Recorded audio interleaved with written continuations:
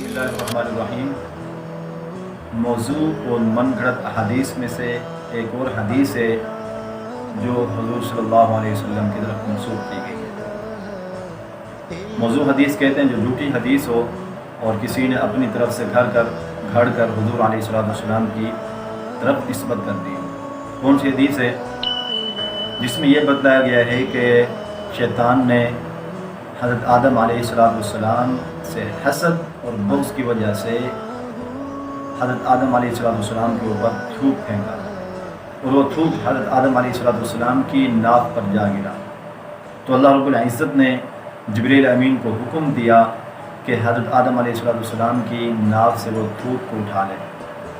تو اس طرح حضرت آدم علیہ السلام کا جو پیٹ تھا وہ برابر تھا۔ جبریل امین کے اس تھوک کے اٹھانے کی وجہ سے حضرت آدم علیہ السلام کے پیٹ پر وہ گڑھا پڑ گیا، جو ناک کا جو سوراخ ہے یہاں سے اشارہ کیا گیا ہے کہ یہ مٹی اٹھانے کی وجہ سے یہ گڑھا ہے، حالانکہ پہلے پیٹ برابر اور ہموار تھا۔ تو اللہ رب العزت نے اس شیطان کی تھوک اور حضرت آدم علیہ السلام کے پیٹ سے اٹھائی گئی مٹی سے کتے کو پیدا کیا۔ اس لیے فرماتے ہیں کہ وہ شیطان کی تھوک تھی جس کی وجہ سے کتا ناپاک ہے، اور کتے کے اندر جو خصلت ہے وفاداری کی یہ حضرت آدم علیہ السلام کی مٹی کی وجہ سے۔ یہ من گھڑت حدیث ہے جو حضور صلی اللہ علیہ وسلم کی طرف منسوب کی گئی، حالانکہ ایسا کچھ نہیں ہے۔ یہ آپ علیہ السلام کے اوپر ایک بہتان اور الزام تراشی کی گئی ہے۔ جزاک اللہ۔